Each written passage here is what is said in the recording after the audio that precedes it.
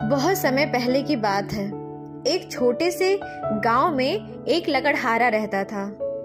वह अपने काम से बहुत ईमानदार था। लकड़हारा रोज जंगल में लकड़ी काटने जाता और शहर में बेच देता।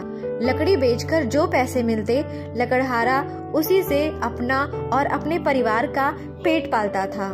एक दिन लकड़हारा नदी के किनारे पेड़ पर लकड़ी काट रहा था। उसी समय उसकी कुल्हाड़ी उसके हाथ से फिसलकर नदी में गिर गई। नदी बहुत गहरी थी। लकड़हारा दुखी मन से पेड़ के नीचे बैठकर रोने लगा। उसने कहा, हे भगवान, मेरे पास तो एक ही कुल्हाड़ी थी जो नदी में गिर गई। अब मैं क्या करूं? अब मैं कैसे अपना और अपने परिवार का पेट पालूंगा? मुझे तो तैरना भी नहीं आता।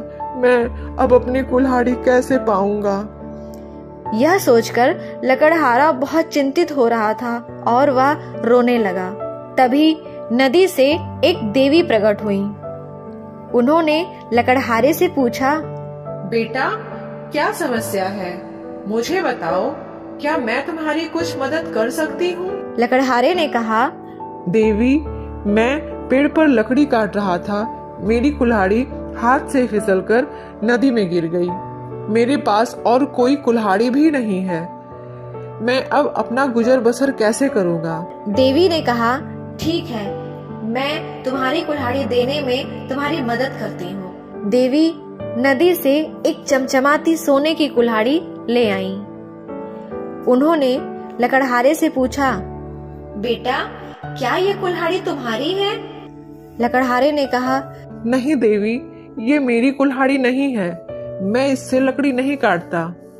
देवी दोबारा नदी से दूसरी कुल्हाड़ी ले आई जो चांदी की थी। देवी ने लकड़हारे से पूछा, बेटा, क्या यह तुम्हारी कुल्हाड़ी है? लकड़हारे ने कहा, नहीं देवी, यह भी मेरी कुल्हाड़ी नहीं है।